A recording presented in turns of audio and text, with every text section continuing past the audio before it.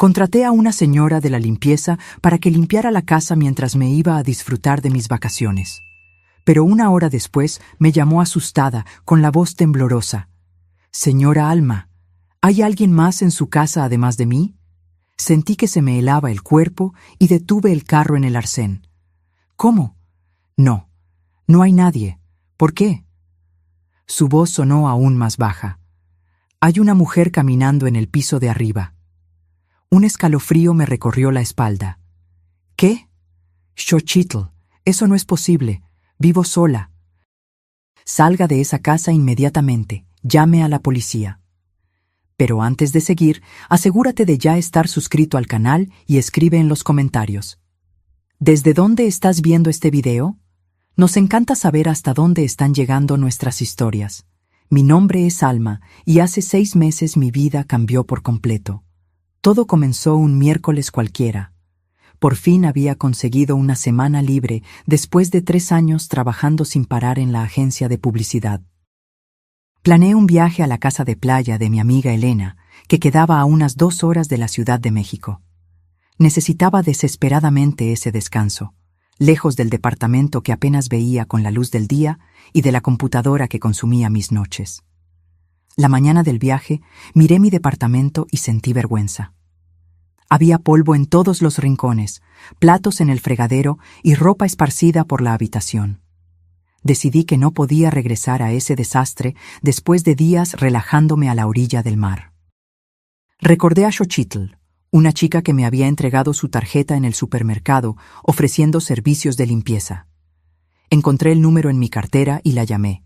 «Hola Xochitl, soy Alma, del edificio Alameda. ¿Podrías hacer una limpieza en mi departamento hoy?» Ella dudó por un momento, pero aceptó cuando mencioné que pagaría un extra por la urgencia. Acordamos que llegaría alrededor de las 2 de la tarde y que yo le dejaría la llave con el portero. Le expliqué que el departamento tenía 2 pisos, con las recámaras en la planta superior, y le pedí que limpiara todo. Xochitl tenía una voz tranquila y amable que me transmitió confianza. Salí a las 11 de la mañana, ansiosa por mi primer descanso real en años. El camino hacia Acapulco fue tranquilo, y mi mente ya comenzaba a desconectarse del trabajo y de las preocupaciones. El cielo estaba despejado, la radio tocaba mis canciones favoritas y yo cantaba a todo pulmón, sintiéndome libre por primera vez en mucho tiempo. Llevaba aproximadamente 1 hora en la carretera cuando sonó mi celular. Vi el número de Xochitl en la pantalla y contesté pensando que tal vez necesitaba alguna información adicional sobre el departamento. «Hola Xochitl, ¿todo bien?» Silencio. Por un momento pensé que la llamada se había cortado. Entonces escuché una respiración rápida, agitada, casi un jadeo. «Señora Alma», susurró tan bajo que tuve que presionar el teléfono contra mi oído. ¿Hay alguien más en su casa además de mí?» Mi cuerpo se heló al instante. Bajé la velocidad y estacioné el carro en el arcén. «¿Cómo? No hay nadie. ¿Por qué?» Su voz salió aún más baja, temblorosa. «Hay una mujer caminando en el piso de arriba». Un escalofrío me recorrió la espalda. «¿Qué? Xochitl, eso no es posible. Vivo sola». «No hay nadie ahí». «Yo la vi, señora. Lleva un vestido azul oscuro y estaba parada en el pasillo mirándome. Cuando subí las escaleras para limpiar las recámaras, se dio la vuelta y se metió al cuarto principal». Mi corazón latía tan fuerte que podía escucharlo en mis oídos. «Xochitl, sal de esa casa ahora. Vete inmediatamente y llama a la policía. Estoy de regreso». Di una vuelta brusca y pisé el acelerador a fondo. Mis manos temblaban mientras marcaba a la policía. Expliqué la situación intentando mantener la calma, pero mi voz fallaba. Intenté llamar a Xochitl de nuevo, pero no contestaba. Cada tono sin respuesta aumentaba mi desesperación. Llegué a mi edificio en tiempo récord. Había una patrulla estacionada enfrente y 2 policías hablando con el portero. Se me hundió el estómago al no ver a Xochitl por ningún lado. Estacioné como pude y corrí hacia ellos. «Soy Alma, dueña del departamento 702. ¿Dónde está Xochitl? ¿Está bien? Uno de los policías, un hombre alto de mediana edad, se giró hacia mí. Señora Alma, soy el sargento García. Hicimos una revisión completa de su departamento. No encontramos a nadie adentro. ¿Y Xochitl? ¿Dónde está? La señora Xochitl está sentada en la recepción, señaló hacia el interior del edificio. Está bastante afectada. Corrí adentro y vi a Xochitl sentada en una de las sillas del lobby, pálida y temblando. Cuando me vio, abrió los ojos como platos. Señora, le juro que vi a alguien. No estoy loca. Había una mujer ahí arriba. Me senté a su lado y tomé sus manos. Estaban heladas. Está bien, Xochitl. La policía revisó y no encontró a nadie. Tal vez fue un reflejo o... Ella negó con la cabeza con vehemencia. La vi claramente. Me miró fijamente. Tenía los ojos vacíos. El sargento García se acercó. Señora Alma, nos gustaría que revisara si le falta algo en el departamento. Subimos juntos. La puerta de mi departamento estaba abierta, con otro policía parado en la entrada. Al entrar, no noté nada diferente. Todo estaba exactamente como lo había dejado. El desorden intacto, ninguna señal de allanamiento. Hice un recorrido completo con los policías. No faltaba nada, ningún signo de invasión, ninguna ventana forzada. Probablemente fue solo un susto, comentó el sargento mientras nos preparábamos para bajar. Tal vez un reflejo en el espejo o... Fue entonces cuando lo noté. En el cuarto principal, en mi cómoda, había un portarretratos volteado boca abajo. Estoy segura de que lo dejé de pie, con la foto de mi familia mirando hacia la cama. Tomé el objeto con las manos temblorosas y lo di vuelta. El vidrio estaba estrellado, formando una grieta que cortaba exactamente el rostro de la mujer a mi lado en la foto. Mi madre. Mi primer instinto fue mostrarle el portarretratos al sargento, pero algo me detuvo. Tal vez era el miedo a parecer paranoica, o tal vez era la intuición diciéndome que esto iba más allá de una simple invasión. Puse el objeto de vuelta en la cómoda, ahora en la posición correcta, tratando de ignorar el escalofrío que me recorría la espalda. ¿Está todo bien, señora?, preguntó el sargento notando mi vacilación. Sí, todo en orden, respondí, forzando una sonrisa. Debe haber sido un error. Los policías hicieron algunas preguntas de rutina más y finalmente se fueron, dejándome con la recomendación de cambiar las cerraduras por precaución. Xochitl, aún visiblemente afectada, se negó a quedarse a terminar la limpieza, incluso cuando insistí en quedarme en el departamento mientras ella trabajaba. Lo siento mucho, señora Alma, pero no puedo volver a subir. Esa mujer, había algo mal con ella. Le pagué por el tiempo que había estado y nos despedimos. Me quedé sola en mi departamento, parada en medio de la sala, incapaz de moverme. El viaje a Acapulco obviamente estaba cancelado. ¿Cómo podría relajarme ahora? Mi santuario, mi refugio, había sido invadido por algo que no podía explicar. Intenté ser racional. Revisar las explicaciones posibles. Tal vez Xochitl había visto su propio reflejo en un espejo o vidrio. O tal vez había imaginado algo debido al cansancio. Pero ¿por qué el portarretratos estaba volteado? ¿Por qué el vidrio estaba estrellado exactamente sobre el rostro de mi madre? Llegó la noche, y con ella, un miedo que no sentía desde niña. Cada crujido de las viejas paredes del edificio me hacía saltar. La escalera que conducía al segundo piso parecía más larga y oscura que nunca. Intenté llamar a Elena para contarle lo ocurrido, pero no contestó. Probablemente ya estaba en la casa de playa, fuera de cobertura. A regañadientes, subí a mi cuarto cuando el reloj marcó las 11 de la noche. No pude forzarme a dormir en el cuarto principal, así que tomé una almohada y cobijas y me instalé en la habitación de huéspedes. Aunque estaba exhausta, el sueño no llegaba. Mis ojos se fijaban en la puerta, esperando que la manija girara en cualquier momento. Fue entonces cuando escuché el primer sonido, un leve arrastre proveniente del pasillo, como si alguien estuviera deslizando los pies por el piso de madera. Me congelé bajo las cobijas, mi corazón martilleando en mi pecho. El sonido se detuvo frente a la puerta del cuarto. Contuve la respiración. Silencio. Pasaron largos minutos sin que nada sucediera. Empecé a convencerme de que lo había imaginado todo, cuando escuché un suspiro. Bajo, casi inaudible, pero definitivamente real. Un suspiro femenino, cargado de una tristeza profunda. Reuní todo mi coraje y me levanté. Si había alguien en mi casa, necesitaba saberlo. Con manos temblorosas, tomé mi celular para usarlo como linterna y en un impulso de valentía que ni yo sabía poseer, abrí la puerta.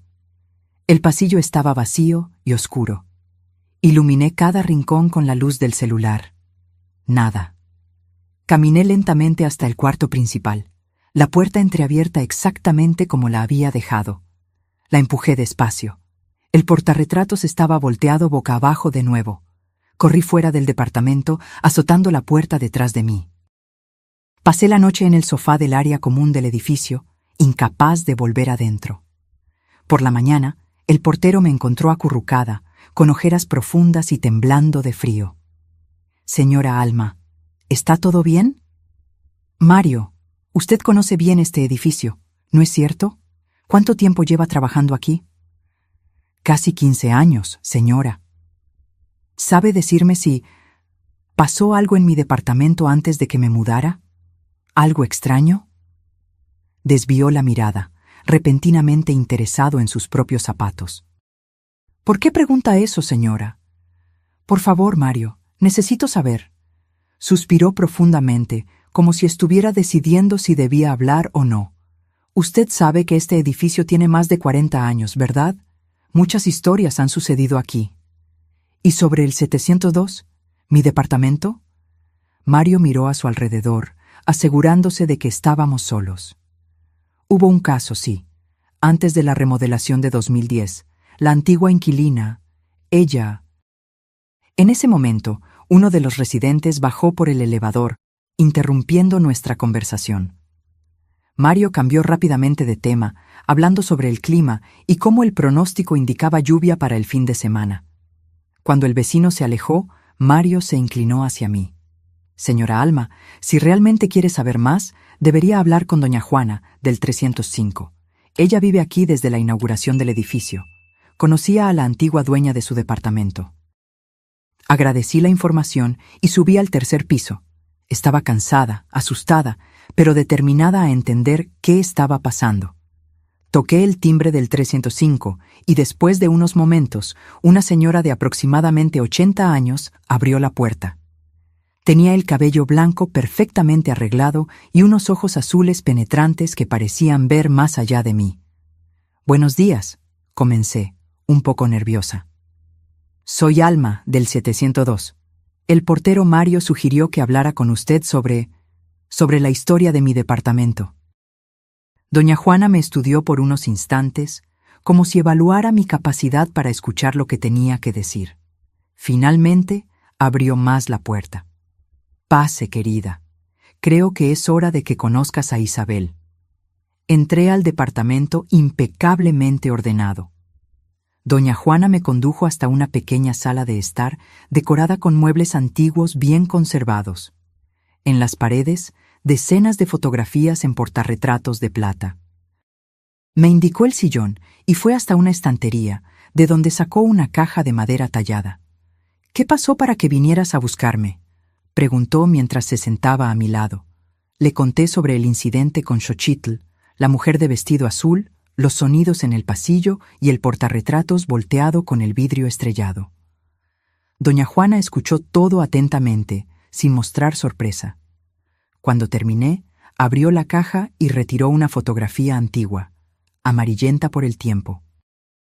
En ella, una mujer joven y hermosa sonreía a la cámara.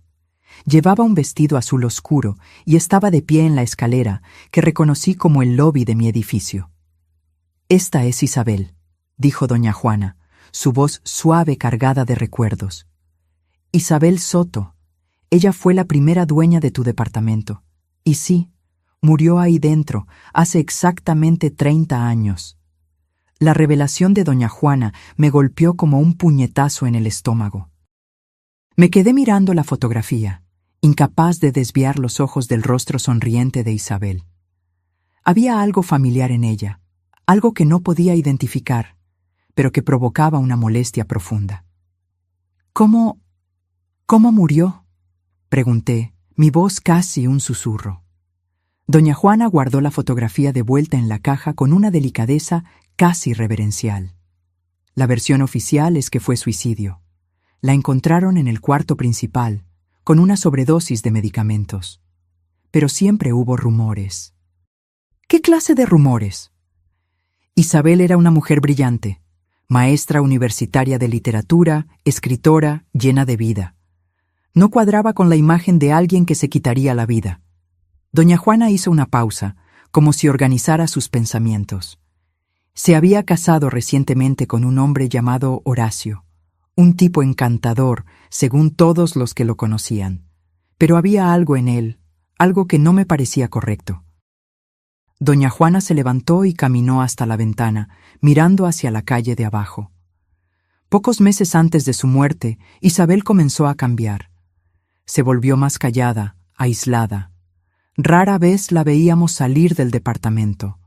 Horacio decía que estaba trabajando en un libro importante y que necesitaba concentración.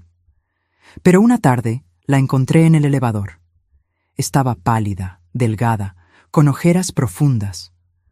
Cuando le pregunté si estaba todo bien, me sujetó la mano con tanta fuerza que me dejó marcas. Doña Juana se giró hacia mí, sus ojos ahora húmedos. Él no es quien dice ser, fue lo que me susurró. Antes de que pudiera preguntar más, Horacio apareció en el lobby y ella inmediatamente se recompuso, volviendo a ser esa esposa silenciosa y obediente. Fue la última vez que la vi con vida. Un escalofrío me recorrió la espalda. ¿Y qué pasó con Horacio después de su muerte? Desapareció. Vendió el departamento por una miseria y nunca más fue visto. La policía incluso investigó, pero no había pruebas de crimen. Oficialmente, Isabel se quitó la vida mientras sufría de depresión. Intenté procesar todo aquello. Una mujer muerta hace 30 años, usando el mismo vestido azul que Xochitl describió, apareciendo en mi departamento. Y el portarretratos roto con la foto de mi madre. Hay una cosa más que deberías saber, continuó doña Juana, abriendo la caja de nuevo. Esta vez retiró un recorte de periódico amarillento. Era una pequeña nota sobre el fallecimiento de Isabel, con una fotografía de ella en un evento académico. A su lado, una mujer que me heló la sangre. Esta es tu madre, ¿no es así? Julia Valdés. Ella e Isabel eran grandes amigas en la universidad. Fue ella quien encontró el cuerpo. La revelación me golpeó como un rayo. Mi madre nunca había mencionado a Isabel ni ninguna conexión con mi departamento. ¿Por qué escondería algo así? ¿Y por qué el espíritu de Isabel estaría rompiendo su foto? Agradecí a doña Juana y volví a mi departamento, mi mente un torbellino. La historia de Isabel y su muerte misteriosa, la conexión con mi madre, todo parecía estar conectado de alguna manera que aún no comprendía. Entré cautelosamente al departamento. La luz del día hacía que el ambiente fuera menos aterrador, pero aún sentía una presencia, como si el aire mismo estuviera cargado de secretos. Fui directo al cuarto principal y tomé el portarretratos roto. Miré el rostro de mi madre, tratando de imaginar lo que ella había presenciado en ese mismo cuarto 3 décadas atrás. Mi madre había fallecido hacía 5 años, víctima de un cáncer agresivo. En los últimos días de su vida, cuando la morfina la dejaba confundida, murmuraba frecuentemente frases inconexas sobre contar la verdad y perdón. En ese momento lo atribuí al delirio de la medicación. Ahora no estaba tan segura. Decidí llamar a mi padre. Tal vez él sabría algo sobre Isabel y la implicación de mi madre en esta historia. Papá, necesito preguntarte algo. ¿Conociste a una mujer llamada Isabel Soto, amiga de mamá? Hubo un silencio prolongado al otro lado de la línea. ¿Dónde escuchaste ese nombre?, finalmente respondió, su voz extrañamente tensa. Es una larga historia, pero estoy viviendo en el departamento donde ella vivía, donde murió. ¿Qué? ¿Estás en el departamento de Isabel? Su voz subió una octava, algo que rara vez sucedía con mi siempre controlado padre. Alma, sal de ahí ahora mismo. Papá, ¿qué está pasando? ¿Qué sabes sobre ella? No es una conversación para tener por teléfono. Voy para allá ahora mismo. No hables con nadie más sobre esto. Colgó antes de que yo pudiera protestar. Mi padre vivía a casi 3 horas de distancia, en una pequeña ciudad del interior de Jalisco, a donde se mudó después de la muerte de mi madre. Si estaba dispuesto a hacer ese viaje inmediatamente, el asunto era más serio de lo que imaginaba. Las horas siguientes fueron interminables. Intenté trabajar, responder correos, cualquier cosa para distraer mi mente, pero era imposible. La presencia de Isabel parecía flotar sobre mí, invisible pero innegablemente real. A veces tenía la impresión de ver un movimiento por el rabillo del ojo o de sentir un suave perfume a jazmín que no me pertenecía. Cuando el timbre finalmente sonó, corrí a la puerta. Mi padre parecía haber envejecido 10 años desde la última vez que lo vi. Estaba pálido, con ojeras profundas, como si no hubiera dormido en días. «Papá, ¿qué está pasando? Me estás asustando». Entró, mirando a su alrededor con aprensión. «Es exactamente como lo recuerdo», murmuró, más para sí mismo que para mí. «¿Ya habías estado aquí antes? ¿Por qué nunca me lo contaste?» Caminó lentamente por el departamento, como si cada paso fuera doloroso. Se detuvo al pie de la escalera que conducía al segundo piso. «Tu madre e Isabel eran más que amigas en la facultad, Alma. Eran como hermanas, inseparables». Nos sentamos en la sala de estar y mi padre comenzó a contar una historia que cambiaría para siempre mi percepción sobre mi propia familia. Isabel era brillante, talentosa, el tipo de persona que ilumina cualquier ambiente. Tu madre la adoraba. Tenían planes de escribir libros juntas, de viajar por el mundo, y entonces Isabel conoció a Horacio. Mi padre pronunció ese nombre como si fuera veneno. Al principio parecía perfecto, encantador, inteligente, atento. Tu madre y yo éramos recién casados en ese momento y los 4 salíamos juntos con frecuencia. Pero pronto las cosas empezaron a cambiar. Horacio era posesivo, controlador. Isabel comenzó a cancelar compromisos, a alejarse de los amigos. Tu madre intentó intervenir, pero Isabel siempre defendía a Horacio. Hizo una pausa, pasándose la mano por el cabello canoso. Luego, una noche, Isabel llamó a tu madre. Estaba en pánico. Dijo que había descubierto algo terrible sobre Horacio, algo que no podía decir por teléfono. Le rogó a Julia que fuera al departamento a la mañana siguiente. Tu madre prometió que iría. Mi padre me miró directamente, sus ojos llenos de un dolor antiguo. Cuando tu madre llegó, encontró a Isabel muerta en el cuarto principal. Oficialmente se consideró suicidio, pero tu madre, ella nunca lo creyó. ¿Y tú? ¿Qué creías? Yo creía que Horacio había matado a Isabel. Y creo que habría matado a tu madre también si hubiera tenido la oportunidad.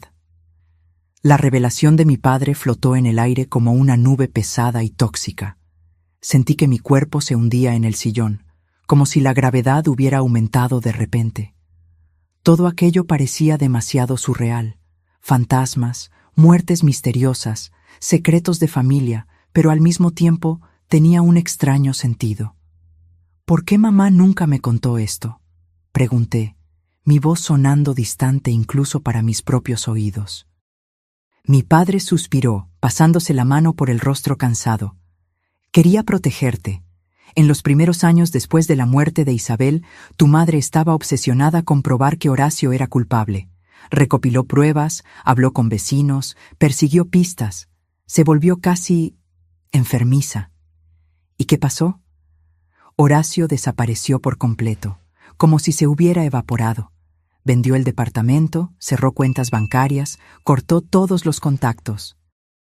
La policía incluso abrió una investigación más profunda debido a la insistencia de tu madre, pero sin cuerpo, sin arma, sin confesión.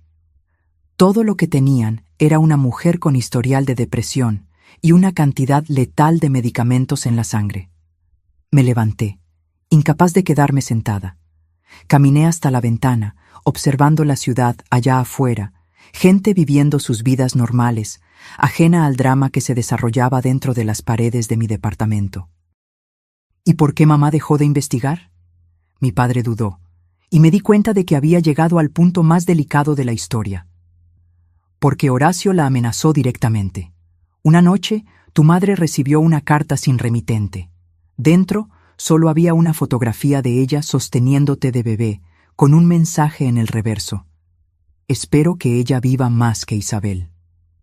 Un escalofrío helado me recorrió la espalda. Me giré para encarar a mi padre, que ahora parecía cargar con el peso del mundo en sus hombros. Después de eso, se detuvo. Guardó todas las pruebas que había recopilado y nunca más tocó el tema. ¿Hasta qué, papá? Hasta los últimos días antes de su muerte. La morfina, el dolor, creo que eso la hizo revivir esos momentos. Empezó a hablar de Isabel, de la verdad oculta.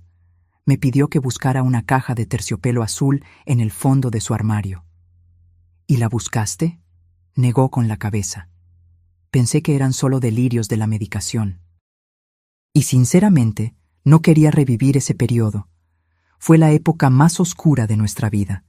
Después de que falleció, doné la mayor parte de sus cosas.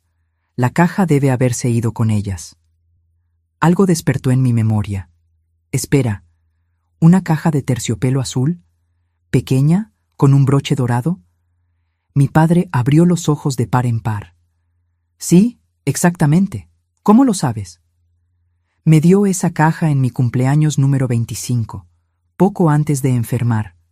Dijo que era un recuerdo familiar y que debía guardarla con cariño. Sentí que mi corazón se aceleraba. Corrí a la habitación de huéspedes, donde había dejado las cajas que aún no había desempacado desde la mudanza. Revolví los artículos frenéticamente hasta encontrar lo que buscaba. Una pequeña caja de terciopelo azul, elegante y antigua. Volví a la sala, donde mi padre esperaba visiblemente tenso. Puse la caja en la mesa de centro. Nunca la abrí, confesé. Mamá dijo que era solo una joya de familia, nada especial, pero que tenía valor sentimental para ella. Después de que murió, no tuve el valor. Mi padre extendió la mano temblorosamente y abrió la caja.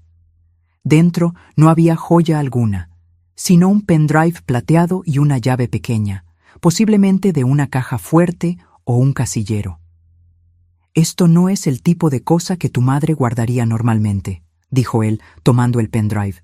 Necesitamos ver qué hay aquí dentro. Conectamos el dispositivo a mi laptop. Solo había una carpeta nombrada simplemente como I. Dentro, decenas de archivos, fotos, documentos digitalizados, grabaciones de audio. Comenzamos por las fotos. La mayoría mostraba a Isabel y a mi madre juntas en la universidad, riendo en fiestas, estudiando en la biblioteca, caminando por el campus. En algunas aparecía un hombre que presumí era Horacio. Era atractivo de una forma convencional, con una sonrisa que no le llegaba a los ojos. Los documentos eran más perturbadores. Copias del informe de la autopsia de Isabel, declaraciones de testigos, artículos de periódicos sobre el caso y algo que me heló la sangre, páginas de lo que parecía ser un diario. Son páginas del diario de Isabel, confirmó mi padre, leyendo por encima de mi hombro. ¿Cómo consiguió esto tu madre? Abrí uno de los archivos de audio. La voz de mi madre llenó la sala, metódica y profesional como siempre fue. Archivo 17. Entrevista con Esteban Pérez, portero del edificio en 1993, 12 de mayo de 1995. Una voz masculina, anciana y temblorosa, comenzó a hablar. Sí, señora, recuerdo esa noche. El señor Horacio salió del edificio alrededor de las 11 p.m. Parecía agitado, cargando una maleta. Dijo que iba a buscar un medicamento para su esposa en la farmacia 24 horas. Me pareció extraño porque vestía un abrigo pesado, a pesar de ser una noche cálida de verano. Cuando regresó, casi 2 horas después, no cargaba medicamento alguno y el abrigo parecía más voluminoso. A la mañana siguiente, la señora encontró a doña Isabel. Escuchamos grabación tras grabación. Declaraciones de vecinos que escuchaban discusiones frecuentes, de una empleada doméstica que vio moretones en el brazo de Isabel, de una farmacéutica que confirmó que Horacio había comprado grandes cantidades de medicamentos controlados en las semanas anteriores a la muerte de Isabel. «Tu madre construyó un caso entero contra Horacio», murmuró mi padre, visiblemente afectado. «Mucho más completo de lo que imaginaba». El último archivo de audio tenía fecha de apenas una semana antes de la muerte de mi madre. Su voz estaba débil, afectada por la enfermedad, pero aún determinada. Registro final. Después de todos estos años, finalmente encontré a Horacio. Cambió de nombre, de apariencia, construyó una nueva vida, pero es él, estoy segura. Las pruebas están todas aquí. Si algo me pasa, quiero que sepan. Horacio Flores ahora es Guillermo Solís, vive en San Miguel de Allende, y... La grabación se cortó abruptamente. Mi padre y yo nos miramos, atónitos. Ella lo encontró, susurré. Después de todo este tiempo. Un ruido repentino nos sobresaltó. Algo había caído en el piso de arriba. Mi padre y yo nos congelamos, intercambiando miradas de aprensión. Debe ser solo el viento, murmuré, sin convicción. Mi padre se levantó lentamente. Voy a revisar. No, voy contigo, insistí, tomando mi celular para usarlo como linterna.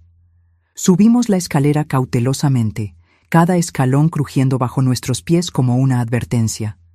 El pasillo de la planta superior estaba oscuro, a pesar de ser media tarde. Las gruesas cortinas bloqueaban la mayor parte de la luz natural. Caminamos hacia el cuarto principal, de donde parecía haber venido el ruido. La puerta estaba entreabierta. La empujé suavemente, revelando la habitación vacía. Todo parecía normal, excepto por un detalle. Todos los portarretratos de la cómoda estaban volteados boca abajo, no solo el de mi madre. «Alguien estuvo aquí», susurró mi padre, su voz temblorosa. Me acerqué a la cómoda y noté algo que no había percibido antes. Detrás de los portarretratos, en la pared, había una pequeña grieta. O mejor dicho, no era exactamente una grieta, sino una línea fina y casi imperceptible. «Papá, mira esto», llamé, pasando los dedos por la marca. Él se acercó, ajustándose los lentes para ver mejor. «Parece una puerta». Presioné la pared alrededor de la línea y, para nuestra sorpresa, un pequeño compartimento se abrió. Una caja fuerte empotrada que jamás hubiera imaginado que existiera allí. Dentro, solo había un sobre amarillento por el tiempo. Mi padre tomó el sobre con manos temblorosas y lo abrió. Dentro, una única hoja de papel doblada y una fotografía antigua. En la foto, Isabel sonreía, usando el mismo vestido azul oscuro, sentada en lo que parecía ser la banca de un parque. A su lado, Horacio la abrazaba por la cintura. Volteamos la fotografía y, escritas a mano con una caligrafía elegante, estaban las palabras: «Para siempre tuya, pase lo que pase». La carta era corta, escrita a mano con la misma caligrafía. «Querida Julia, si estás leyendo esto, significa que mis sospechas eran correctas. Horacio no es quien dice ser». Encontré documentos en su estudio. Otra identidad, registros de una esposa anterior que desapareció en circunstancias sospechosas. Descubrió que lo sé y tengo miedo de lo que pueda pasar. Estoy registrando todo en mi diario rojo, escondido bajo la tabla suelta, cerca de la ventana del cuarto.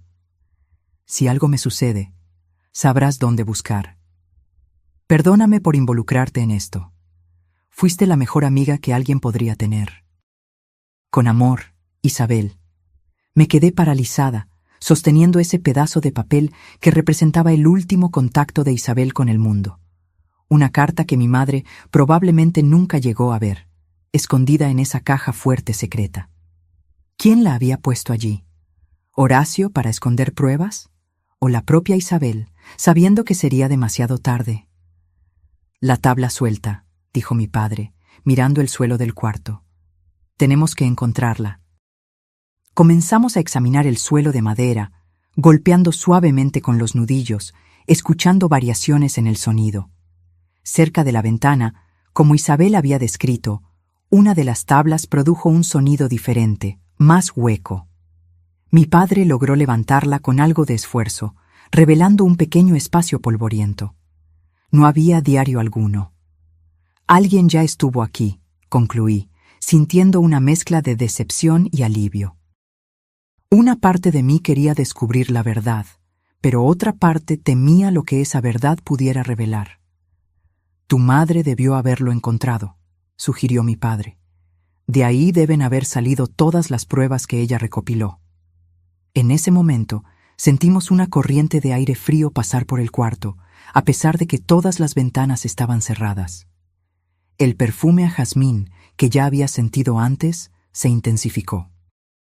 Era como si Isabel estuviera allí, invisible pero presente, acompañando nuestro descubrimiento. Está tratando de decirnos algo, murmuré, sin importarme si sonaba irracional. Su espíritu está inquieto, incompleto. Mi padre, siempre el pragmático, no se burló de mi sugerencia como esperaba. En cambio, asintió lentamente. Julia diría lo mismo. Ella siempre creyó que Isabel no descansaría mientras la verdad no saliera a la luz. Volvimos a la sala, donde la laptop aún mostraba los archivos que mi madre había recopilado. La llave que encontramos en la caja de terciopelo azul seguía siendo un misterio. No correspondía a ninguna cerradura en el departamento, ni a la caja fuerte que habíamos descubierto. Necesitamos descubrir qué pasó con Horacio. O Guillermo, dije, determinada. Mamá lo encontró. Necesitamos terminar lo que ella empezó. Mi padre parecía vacilante. Alma, esto puede ser peligroso. Si él realmente mató a Isabel, si amenazó a tu madre, ya estamos involucrados, papá. E Isabel merece justicia, aunque sea tardía. Pasé las horas siguientes revisando los archivos dejados por mi madre, buscando cualquier pista sobre la nueva identidad de Horacio. La grabación final mencionaba San Miguel de Allende, pero la ciudad turística recibía miles de visitantes anualmente. Encontrar a alguien allí, especialmente a alguien que no quería ser encontrado, sería como buscar una aguja en un pajar. Hasta que di con un archivo que no habíamos notado antes, escondido en una subcarpeta. Era un estado de cuenta bancario a nombre de Guillermo Solís, con la dirección de una sucursal en San Miguel de Allende. No era mucho, pero era un comienzo. ¿Vamos a San Miguel de Allende?, preguntó mi padre, preocupado. No, respondí después de unos momentos de reflexión. Haremos algo diferente.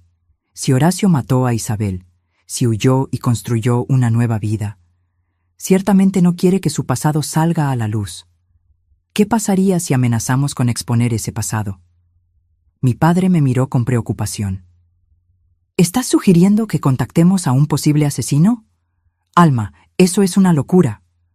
No directamente, pero podríamos crear una situación que lo obligue a rebelarse. Pasé la noche elaborando un plan. Creé una publicación anónima en una plataforma en línea, mencionando que estaba escribiendo un libro sobre el caso no resuelto de la muerte de Isabel Soto, y que nuevas pruebas apuntaban a la implicación de su esposo, Horacio Flores, ahora viviendo bajo el nombre de Guillermo Solís en San Miguel de Allende. Incluí suficientes detalles para parecer creíble, pero lo bastante vagos para no revelar todo lo que sabíamos. Mi padre observó con una mezcla de admiración y miedo.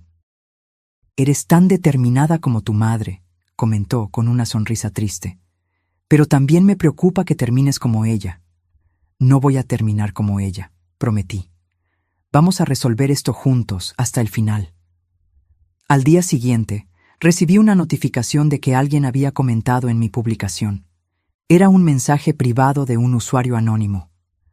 «No sabes con lo que te estás metiendo. Isabel se suicidó. Cualquier otra versión es mentira. Detente mientras aún puedas». Le mostré el mensaje a mi padre, que palideció. Es él, tiene que ser. Exactamente como esperábamos, concordé, sintiendo una mezcla de miedo y emoción. Ahora vamos al siguiente paso. Respondí al mensaje. Tengo el diario rojo de Isabel. Quiero hablar. La respuesta llegó casi al instante. Estás mintiendo. No lo estoy. Sé sobre Marta, la primera esposa, sé sobre los documentos falsos. Lo sé todo. Hubo una larga pausa antes del siguiente mensaje. Encuéntrame mañana, 3 p.m. en el café Montmartre en San Miguel de Allende. Ven sola, sin policía, sin trucos, o nunca más hablo contigo. Le mostré el mensaje a mi padre, que protestó de inmediato. No voy a dejar que te encuentres con ese hombre sola. Es muy peligroso. No tengo opción, argumenté. Esta puede ser nuestra única oportunidad de descubrir la verdad, de obtener justicia para Isabel y para mamá. El viaje a San Miguel de Allende, a la mañana siguiente, fue silencioso y tenso. Mi padre insistió en acompañarme, a pesar de la advertencia de Horacio, o Guillermo, como se llamaba ahora, de que fuera sola. Acordamos que él se quedaría a una distancia segura, observando el encuentro sin ser visto. El Café Montmartre estaba en una de las calles más concurridas de la ciudad turística, rodeado de tiendas y restaurantes llenos de visitantes. Un lugar público para un encuentro tan peligroso parecía una elección extraña, pero también me daba una falsa sensación de seguridad. Al fin y al cabo, ¿quién intentaría algo a plena luz del día, con decenas de testigos alrededor? Llegué media hora antes de lo acordado y elegí una mesa estratégica, desde donde podía ver la entrada y las mesas de alrededor. Pedí un café que no pude beber, mi estómago demasiado contraído por la ansiedad. En mis 32 años de vida nunca me había sentido tan expuesta y vulnerable. A las 2:58 p.m. entró. Lo reconocí de inmediato, a pesar de los cambios. El cabello, antes oscuro en las fotos antiguas, ahora estaba completamente blanco. Arrugas profundas marcaban su rostro, pero los ojos, esos ojos fríos y calculadores, eran los mismos que me habían observado desde las fotografías con Isabel. Caminó directamente hasta mi mesa, sin dudar, como si supiera exactamente quién era yo. Se sentó frente a mí con una tranquilidad perturbadora. «Eres idéntica a tu madre», fue lo primero que dijo, su voz suave y controlada. La misma determinación en los ojos, la misma incapacidad de dejar el pasado en paz. Sentí un escalofrío recorrer mi espalda al escuchar esa voz mencionando a mi madre con tanta familiaridad. Me obligué a mantener la compostura, recordando el plan. «¿Señor Solís? ¿O debo llamarlo señor Flores?», respondí, intentando mantener mi voz firme. Una sonrisa fría se formó en sus labios. «Guillermo está bien. Horacio Flores murió hace mucho, junto con Isabel. Es de eso de lo que quiero hablar. Sobre cómo murió Isabel realmente». Me estudió por un largo momento, como si evaluara hasta dónde sabía yo, cuán peligrosa podría ser para él. Isabel se quitó la vida. Es lo que consta en los registros oficiales. Cualquier otra versión es pura especulación. Tengo pruebas que sugieren lo contrario. Ah, sí, el famoso diario rojo. Se rió, un sonido vacío de humor. Estás mintiendo, al igual que tu madre mintió durante años. Si ese diario realmente existiera, Isabel nunca habría sido declarada suicida. Tu madre habría conseguido la justicia que tanto buscaba. Mantuve mi mirada fija en la suya. Mi madre encontró el diario y otras pruebas, solo que no tuvo tiempo de usarlas antes de morir de cáncer, completó, con una crueldad que me hizo tragar saliva. Destino irónico, ¿no? Tantos años persiguiendo un fantasma y al final quien se la llevó fue la propia biología. En ese momento lo odié más de lo que jamás había odiado a nadie. La forma casual en que hablaba de la muerte de mi madre, el desdén en su voz, todo confirmaba mis sospechas sobre qué clase de hombre era realmente. «¿Por qué la mataste?», pregunté directamente, abandonando el juego. ¿Qué descubrió Isabel que era tan peligroso? Su sonrisa desapareció, reemplazada por una expresión dura e impenetrable. Cuidado con lo que dices, niña. Acusaciones como esa pueden tener consecuencias graves. Estoy dispuesta a arriesgarme. Al igual que tu madre, sabes que casi lo logra, ¿no? Faltó poco. Pero luego, bueno, la enfermedad fue más rápida. Tomó un sorbo del café que había pedido, sus ojos nunca abandonando los míos. Triste, ¿no? Invertir décadas en una causa perdida, solo para morir antes de ver algún resultado. Algo en sus palabras me molestó profundamente. La forma en que hablaba de la enfermedad de mi madre parecía cargada de un conocimiento íntimo que no debería tener. ¿Cómo supiste que estaba enferma?, pregunté, sintiendo un nuevo tipo de miedo crecer dentro de mí. Se dio cuenta de su error, pero rápidamente se recompuso. Las noticias corren. Tu madre me rastreó, yo también la mantuve bajo vigilancia, precaución básica. Pero yo ya no le creía. Una sospecha terrible comenzó a formarse en mi mente. Su cáncer apareció de repente. Etapa avanzada cuando fue diagnosticado. Los doctores se sorprendieron por la agresividad. El cáncer es así, impredecible. ¿O no era cáncer en absoluto? Se inclinó hacia adelante, su rostro a centímetros del mío. Cuidado con el camino que estás siguiendo, Alma. Algunas verdades son demasiado peligrosas para ser descubiertas. La envenenaste, susurré, la realidad golpeándome como un puñetazo. De la misma forma que hiciste con Isabel, lentamente, imperceptiblemente, haciéndolo parecer enfermedad natural. Guillermo, Horacio, se recostó en la silla, su expresión ahora completamente fría. Pruébalo. En ese momento, sentí una presencia a mi lado. No era mi padre, que debería estar observando de lejos. Era una mujer anciana, cabello canoso, recogido en un moño elegante. La reconocí de inmediato, doña Juana. «Hola, Horacio», dijo ella, su voz sorprendentemente firme para alguien de su edad. «¿O debo decir Guillermo?» El hombre frente a mí palideció visiblemente, como si hubiera visto un fantasma. «¿Juana? ¿Qué haces aquí?» «Vine a testificar, como debía haber hecho hace 30 años». Puso una mano en mi hombro, reconfortante. «No estamos solas, Horacio. Nunca lo estuvimos». Fue entonces cuando noté que otras personas se habían acercado. Mi padre, por supuesto, pero también un hombre de mediana edad que no reconocí, usando un uniforme de portero, y una señora anciana sosteniendo una carpeta de documentos. «Esteban Pérez», se presentó el hombre. «Yo era el portero esa noche. Nunca olvidé lo que vi». «Doctora Jimena Sánchez», dijo la señora. «Fui médica forense durante 40 años. Su madre me buscó antes de morir. Analicé sus muestras de cabello. Los niveles de arsénico eran significativos». Horacio miró a su alrededor como un animal acorralado. «Esto es ridículo, un montaje. No tienen pruebas de nada». «Tenemos el diario», afirmé, mintiendo una última vez. «Y tenemos algo mejor. Testigos vivos, personas dispuestas a hablar. Esta vez no vas a escapar». Se levantó bruscamente, tirando la taza de café. «Esto no ha terminado», amenazó, antes de intentar salir apresuradamente.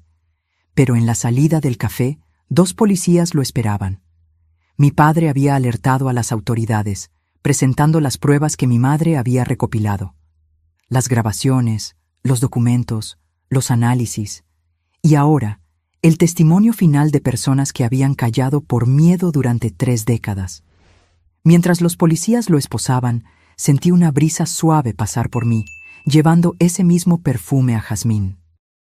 Por un instante, tal vez un truco de la luz, tal vez algo más, pensé haber visto a una mujer de vestido azul oscuro parada junto a la puerta, observando todo con una sonrisa serena. Volví a casa esa noche con una sensación que no podía definir completamente. No era exactamente paz, pues aún había muchas preguntas sin responder. No era exactamente un cierre, pues el dolor de la pérdida de mi madre aún estaba demasiado fresco. Era algo más profundo, más fundamental, la sensación de que una antigua injusticia finalmente estaba siendo corregida. Mi padre decidió quedarse conmigo por unos días. Su presencia era reconfortante, especialmente por la noche, cuando los ruidos del departamento parecían más intensos, más significativos. Pero curiosamente ya no sentía miedo. Si Isabel todavía estaba allí, ahora era una presencia benevolente, tal vez incluso protectora. A la noche siguiente, encontré el portarretratos de mi madre volteado hacia arriba en la cómoda. El vidrio milagrosamente intacto, sin la grieta que lo había partido.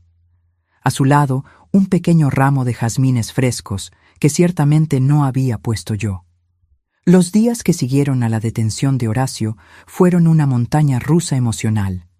Las noticias se esparcieron rápidamente, reavivando el interés en el caso de Isabel. Periodistas llamaban constantemente, queriendo detalles sobre cómo habíamos logrado resolver un caso de 3 décadas. Fiscales del Ministerio Público se pusieron en contacto, ansiosos por reconstruir una acusación sólida. Mi padre, doña Juana, Esteban y la doctora Jimena rindieron declaraciones formales.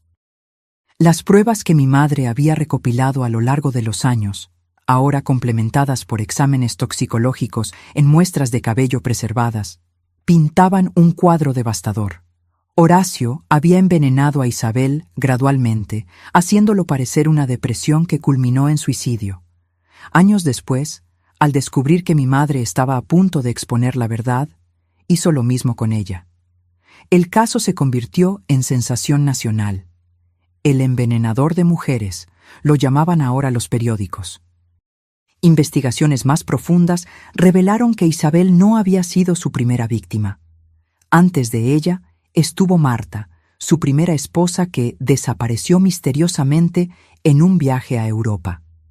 Y después de mi madre, hubo una novia en San Miguel de Allende que murió de causas naturales hace apenas 2 años. Un patrón sombrío de décadas de manipulación y asesinatos. En medio de todo este torbellino, me vi oscilando entre diferentes emociones. Había satisfacción, claro, por haber conseguido finalmente justicia para Isabel y mi madre. Había rabia también, una rabia profunda que me consumía en las noches sin dormir, pensando en cómo mi madre me había sido arrebatada, no por una enfermedad cruel, sino por la maldad calculada de un hombre al que ella había enfrentado sola durante años. Pero también había una extraña sensación de vacío. Como si, después de toda esta búsqueda frenética de respuestas, no supiera qué hacer con ellas ahora que las tenía. Una tarde, sentada en la sala de estar con las carpetas de pruebas esparcidas sobre la mesa, material que los fiscales me habían devuelto temporalmente para que lo organizara mejor, encontré algo que no había notado antes. Era una nota escrita a mano por mi madre, fechada 3 días antes de su muerte. Para mi querida Alma, espero que nunca necesites leer esto, pero si lo estás, significa que no pude concluir lo que empecé. Perseguí la verdad sobre Isabel durante casi 30 años, no solo porque ella merecía justicia, sino porque entendí que el mal dejado sin consecuencias solo crece y se propaga. Horacio es un monstruo disfrazado de hombre, y no puedo soportar la idea de que siga libre para destruir más vidas. Si estás leyendo esto, hija, significa que él logró silenciarme también. No te culpes por no haberte dado cuenta. Lo escondí todo de ti deliberadamente, para mantenerte a salvo. Lo que te pido ahora es que tomes una decisión consciente. Puedes continuar esta búsqueda o puedes elegir vivir tu vida en paz. Cualquier elección será la correcta, siempre y cuando sea verdaderamente tuya. No permitas que el odio y la obsesión te consuman como casi me consumieron a mí. La verdad es importante, pero tu felicidad es más. Independientemente de lo que pase, debes saber que te amo más que a nada y que, de alguna forma, Isabel y yo estaremos siempre velando por ti. Con todo mi amor, mamá. Las lágrimas vinieron sin aviso, intensas y catárticas. Lloré por mi madre, por Isabel, por todas las víctimas de Horacio. Lloré por la verdad que había llegado demasiado tarde para tanta gente, pero lloré principalmente por mí, por la hija que creció sin saber, por la adulta que ahora cargaba con el peso de un legado de dolor y valentía. Esa noche hice algo que no hacía en mucho tiempo. Abrí una botella de vino, puse música y simplemente me permití sentir. No solo el dolor y la rabia, sino también el alivio y, sorprendentemente, un principio de paz. Como había escrito mi madre, la verdad era importante, pero mi vida también lo era. Un golpe en la puerta me sacó de mis pensamientos. Era doña Juana, sosteniendo una pequeña caja en sus manos. ¿Puedo pasar, querida?, preguntó con su manera gentil. Encontré algo que creo que deberías tener. Nos sentamos en la sala y me entregó la caja. Dentro había un pequeño libro encuadernado en cuero rojo, desgastado por el tiempo. El diario de Isabel, susurré, incapaz de creer lo que veía. Pero, ¿cómo? Doña Juana sonrió tristemente. Isabel me lo entregó la tarde antes de su muerte. Dijo que si algo le pasaba, yo debía guardarlo a salvo hasta que fuera seguro entregárselo a Julia. Pero, ¿por qué nunca se lo diste a mi madre? Lo intenté, querida. Pero en ese momento, Horacio todavía estaba cerca, observando. Amenazó a mi familia cuando se dio cuenta de que yo sabía demasiado. Cuando finalmente reuní el valor para buscar a tu madre, años después, ella ya estaba demasiado enferma. Sostuve el pequeño libro en mis manos, sintiendo su peso. No solo físico, sino histórico, emocional. Las últimas palabras de Isabel, sus sospechas, sus miedos. Un testimonio que llegó demasiado tarde para salvarla, demasiado tarde para salvar a mi madre, pero tal vez no demasiado tarde para la justicia final. ¿Se lo vas a entregar a la policía?, preguntó doña Juana. Sí, respondí después de una pausa. Pero primero lo voy a leer. Se lo debo a ellas. Cuando doña Juana se fue, abrí cuidadosamente el diario. La caligrafía era la misma de la carta que habíamos encontrado, elegante pero nerviosa, como si estuviera escrita con prisa. Leí la primera entrada. Querido diario, hoy descubrí algo sobre Horacio que me dejó en shock. Mientras organizaba su estudio, encontré documentos falsos, una nueva identidad en construcción. Encontré también recortes de periódico sobre la desaparición de su primera esposa, Marta, algo que él nunca mencionó. Y, aún más perturbador, encontré pequeños frascos de una sustancia que sospecho es veneno. Tengo miedo de lo que esto significa, miedo de lo que puede hacer si descubre que lo sé. Me he sentido cada vez más débil en los últimos meses. ¿Serán los suplementos que insiste en que tome? Necesito hablar con Julia. Ella sabrá qué hacer. Pero necesito ser cuidadosa, muy cuidadosa. Isabel. La última entrada, fechada el día de su muerte, era solo una frase. Sabe que lo sé. Cerré el diario, sintiendo un escalofrío. Era la confirmación final, la prueba definitiva que sellaría el destino de Horacio. Al día siguiente, entregaría ese testimonio silencioso a la fiscalía. Esa noche, soñé con mi madre e Isabel. Estaban juntas en un jardín soleado, riendo como en las fotos antiguas de la universidad. En el sueño, mi madre se giró hacia mí y dijo: «Ya está, hija, estamos libres, tú también lo estás». Desperté con el primer rayo de sol y una certeza tranquila de que una etapa importante de mi vida se había completado. El mal había sido expuesto, la justicia estaba en marcha, y ahora yo tenía una decisión que tomar, exactamente como había escrito mi madre. Tomé el diario y fui a la fiscalía. Lo entregué personalmente, explicando su procedencia e importancia. El fiscal, un hombre de mediana edad con ojos amables, me dio las gracias y dijo unas palabras que se quedarían conmigo. Tu madre e Isabel estarían muy orgullosas. No cualquiera lograría cerrar una historia inconclusa de 3 décadas. Al salir del juzgado, sentí esa misma brisa ligera y el aroma a jazmín. Le sonreí al cielo azul de otoño, sabiendo que, de alguna forma, ellas estaban conmigo. Siempre lo estarían. 6 meses pasaron desde el día en que doña Juana me entregó el diario rojo. El juicio de Horacio, o Guillermo, como aún insistía en ser llamado, estaba en curso, un proceso complejo que desenterraba décadas de mentiras y manipulaciones. Su defensa intentaba invalidar las pruebas, catalogando el diario como fantasioso y cuestionando la cadena de custodia de las pruebas recopiladas por mi madre. Pero el rompecabezas estaba demasiado armado para ser deshecho ahora. La historia adquirió proporciones inesperadas. Una productora de documentales me buscó, interesada en convertir el caso en una serie. Periodistas querían entrevistas exclusivas. Editoriales ofrecían contratos para libros. Toda esa atención era desconcertante, pero también una oportunidad para asegurar que ninguna Isabel o Julia fuera olvidada de nuevo. En cuanto al departamento, bueno, decidí venderlo. No por miedo. Extrañamente, la presencia de Isabel se había vuelto casi reconfortante en los últimos tiempos, sino porque era hora de nuevos comienzos. La historia había llegado a su final natural y yo necesitaba escribir mi propio capítulo. En el último día antes de la mudanza, subí al cuarto principal por última vez. La habitación estaba vacía ahora, solo el suelo de madera y las paredes desnudas testificando décadas de secretos y dolores. Gracias, dije en voz alta al cuarto vacío, por encontrarme, por confiar en mí para terminar esto.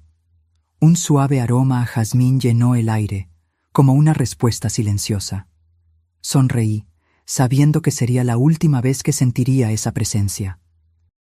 Al bajar las escaleras, encontré a doña Juana esperando en la sala. Se había convertido en una amiga cercana en los últimos meses, un lazo vivo con el pasado que ayudaba a darle sentido al presente. ¿Así que realmente te vas?, preguntó ella, su mirada recorriendo las paredes vacías donde antes estaban mis fotografías. Sí, es hora de seguir adelante. ¿A dónde irás? Aún no sé con certeza. Quizás viaje un poco, escribir el libro sobre todo esto. Conocer el mundo que mi madre e Isabel no pudieron ver. Doña Juana sonrió, sus ojos brillando con una sabiduría que solo los años pueden traer.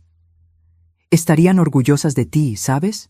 No solo por haber expuesto la verdad, sino por elegir vivir después de esto. Le entregué un pequeño envoltorio, una caja que contenía el portarretratos que había sido roto y luego misteriosamente restaurado. Quiero que te quedes con esto, para recordarlas y recordarnos. Ella aceptó el regalo con lágrimas en los ojos. Y para recordarte a ti, mi querida, no te olvides de visitarnos. Nunca podría olvidar. La mañana de la mudanza, mientras cargaba la última caja al carro, mi teléfono sonó. Era el fiscal del caso. Señorita Alma, tengo noticias, Horacio confesó.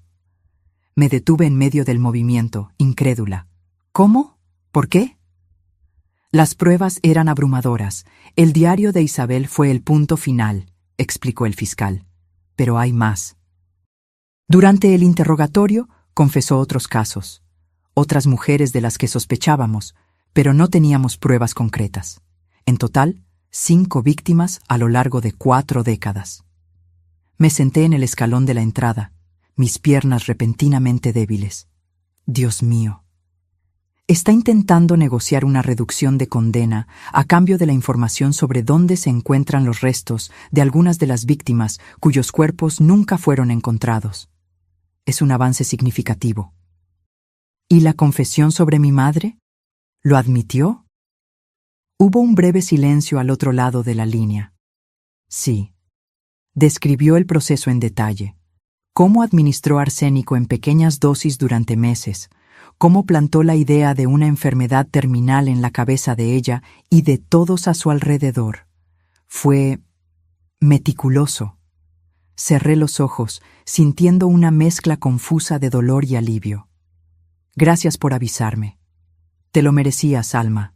Sin ti, estas mujeres nunca habrían tenido justicia. Después de colgar, me quedé sentada allí por unos minutos, dejando que la información se absorbiera. Horacio había confesado. El hombre que destruyó tantas vidas finalmente enfrentaría las consecuencias de sus actos. No me devolvía a mi madre, ni a Isabel, ni a las otras víctimas, pero cerraba un ciclo que parecía no tener fin. Mi padre llegó para ayudar con las últimas cajas y me encontró aún sentada en la entrada. ¿Todo bien, hija? Horacio confesó. Todo. Se sentó a mi lado, pasando el brazo por mis hombros. Permanecimos en silencio por un largo tiempo, compartiendo un dolor que las palabras jamás podrían expresar completamente. Tu madre estaría en paz ahora, dijo finalmente. Ella dedicó la mitad de su vida a esto. Lo sé. Solo desearía que hubiera podido ver el final. Tal vez lo vio, de alguna forma. Pensé en el perfume a jazmín, en la foto restaurada, en las pequeñas señales que había experimentado en los últimos meses. Sería demasiado extraño creer que, de alguna forma, mi madre e Isabel habían estado presentes durante toda esta jornada. La tarde de ese mismo día, mientras organizaba las últimas cajas en el carro, un taxi se detuvo frente al edificio. Una joven de aproximadamente 20 años bajó, mirando confundida la dirección en el papel en sus manos. ¿Puedo ayudarte?, pregunté, notando su mirada perdida. Estoy buscando a Alma Valdés, respondió tímidamente. Soy yo. La joven pareció sorprendida, luego nerviosa. Mi nombre es Sofía, Sofía Sánchez. ¿Sánchez? ¿Eres pariente de la doctora Jimena? Era mi abuela, respondió, el uso del pasado alertándome de que algo había sucedido. ¿Era? Falleció la semana pasada, tranquilamente, mientras dormía. Sentí un nudo en el pecho. La doctora Jimena había sido fundamental para comprobar el envenenamiento de mi madre. Lamento mucho tu pérdida. Gracias. Antes de irse, la abuela me pidió que te entregara esto. Dijo que era importante. Sofía extendió un sobre de papel manila sellado. Dentro había unas hojas de papel y una pequeña llave dorada. Las hojas contenían el informe final y concluyente del análisis del cabello de mi madre, con la firma oficial de la doctora Jimena y una pequeña nota adjunta. Querida Alma, si estás leyendo esto, significa que ya no estoy aquí. No te entristezcas. Viví una vida larga y plena, y partir a los 86 años es un privilegio que muchas de las mujeres involucradas en este caso no tuvieron. Quiero que sepas que tu madre fue una de las personas más valientes que conocí. Cuando me buscó, ya estaba muy enferma, pero su determinación para exponer la verdad nunca flaqueó. Ella sabía que estaba siendo envenenada, pero en lugar de buscar tratamiento para sí misma, que probablemente sería inútil en ese estado, dedicó sus últimas energías a recopilar pruebas que pudieran algún día incriminar a su asesino. La llave que envío pertenece a una caja fuerte en el Banco Nacional, sucursal Centro. El número está al reverso de esta nota. Dentro encontrarás más documentos que tu madre dejó, incluyendo una carta para ti que me pidió guardar. Fue un honor servir a la justicia junto a Julia y después a tu lado. Con cariño, Jimena Sánchez. Agradecí a Sofía efusamente y prometí mantener el contacto. Después de que se fue, miré la pequeña llave en mis manos. Un eslabón más en esta cadena de mujeres unidas por el tiempo, la tragedia y la búsqueda incansable de justicia. Al día siguiente, antes de dejar la ciudad definitivamente, visité el banco. La caja fuerte contenía una carpeta de documentos organizados meticulosamente, más pruebas contra Horacio, algunas que ya conocía, otras completamente nuevas, y, como había prometido, una carta sellada dirigida a mí, con la caligrafía inconfundible de mi madre. Esperé hasta llegar a mi nueva casa para abrirla. Era un pequeño departamento rentado en una ciudad costera, un lugar neutral sin recuerdos dolorosos, donde yo podría empezar de nuevo. Me senté en el balcón con vista al mar, y finalmente abrí la carta. Mi amada hija, si estás leyendo esto, significa dos cosas. Primero, que ya no estoy aquí para contarte esta historia personalmente, algo que me rompe el corazón solo de pensarlo. Y segundo, que de alguna forma descubriste la verdad sobre Isabel, sobre Horacio y posiblemente sobre mí. Hay tantas cosas que me hubiera gustado contarte en vida, pero el miedo de ponerte en peligro siempre fue mayor que mi deseo de compartir esta carga. Horacio es, o era, un hombre peligroso, capaz de esperar décadas por venganza. La única manera de protegerte era manteniéndote completamente ajena a todo esto. Cuando descubrí que estaba siendo envenenada, mi primer instinto fue protegerte. Creé la ficción del cáncer porque sabía que una enfermedad natural mantendría a Horacio lejos de ti. Él ya tenía lo que quería, mi silencio garantizado por la muerte inminente. No habría motivo para volverse contra ti, siempre y cuando no supieras nada. Pero ahora, si estás leyendo esto, es porque el destino trazó otro camino. Algo te llevó a descubrir esta historia enterrada por tanto tiempo. Tal vez fue Isabel, de alguna forma guiándote. Ella siempre fue terca así. No sé si logré reunir pruebas suficientes para incriminar a Horacio. Trabajé a contrarreloj y mis propias limitaciones físicas. Pero espero que lo que dejé sea un comienzo, un hilo para que sigas, si así lo eliges. Pero, hija mía, esta es la parte más importante. No tienes ninguna obligación de continuar esta búsqueda. Puedes elegir dejar el pasado en el pasado y vivir tu vida plenamente, sin el peso de esta herencia sombría. Esa también sería una elección honorable y valiente. Cualquier cosa que hayas decidido, debes saber que estoy orgullosa de ti. Siempre lo estuve. Espero que encuentres la paz que Isabel y yo buscamos durante tanto tiempo. Con todo mi amor, hoy y siempre. Tu madre. Las lágrimas corrían libremente por mi rostro cuando terminé de leer. Mi madre, incluso al borde de la muerte, había pensado primero en mi protección.